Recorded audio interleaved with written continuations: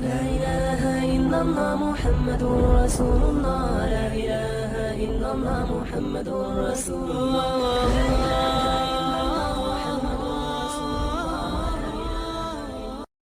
حضرت سلیمان علیہ السلام کے زمانہ میں قحط سالی ہو گئی، بہت زیادہ لوگ پریشان ہو گئے۔ حضرت سلیمان علیہ السلام نے سارے چیزوں کو، سارے مخلوق کو حکم دیا کہ آپ ایک میدان میں جمع ہو جائیں اور ہم اللہ تبارک و تعالیٰ کے سامنے صلاۃ استسقاء پڑھتے ہیں، اللہ تبارک و تعالیٰ بارش عطا فرمائے۔ حضرت سلیمان علیہ السلام جا رہے تھے تو چلتے چلتے دیکھا کہ ایک چیونٹی ہے جس نے اپنے ٹانگیں اوپر اٹھائی ہوئی ہیں، گویا کہ دعا مانگ رہی تھی اور کہہ رہی تھی کہ یا اللہ ساری مخلوق خوش سالی کی وجہ سے پریشان ہے، اور یا اللہ میں بھی خوش سالی کی وجہ سے، بارش کی وجہ سے پریشان ہوں، اس کی وجہ سے ہمارا رزق بند ہو گیا، ہمیں پریشانی ہے، اے کریم اللہ اپنے فضل سے ہمارے اوپر بارش برسا دے۔ حضرت سلیمان علیہ السلام نے اعلان فرمایا جلدی سے اپنے گھروں کو پہنچو کہ اللہ تبارک و تعالیٰ نے اس کی دعا کو قبول فرما لیا ہے، یعنی چونٹی کی دعا کو اللہ تبارک و تعالیٰ نے قبول فرما لیا ہے، فوراً گھروں کو پہنچو کہ اللہ تبارک و تعالیٰ کی طرف سے ضرور بارش برسے گی۔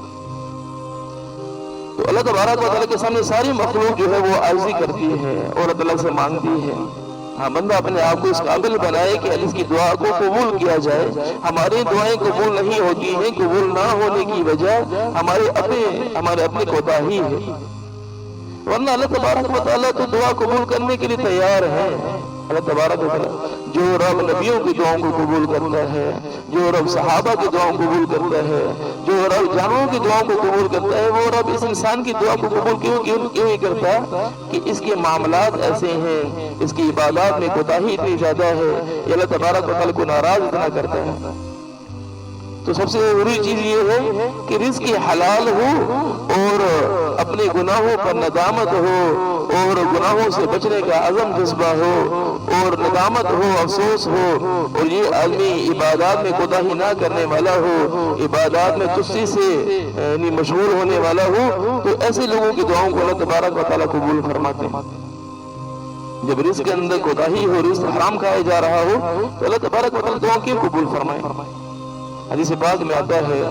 کہ ایک آدمی دور دراز کا سفر کر کے بیت اللہ کے پردے کو پکڑ کے رو رو کر کہہ رہا ہے یا اللہ یا اللہ یا اللہ، لیکن اس کا کھانا حرام، اس کا پینا حرام، اس کا پہننا حرام، ایسے بندے کی دعا کو رب تعالیٰ قبول کیوں فرمائیں گے؟ حدیث پاک میں آتا ہے۔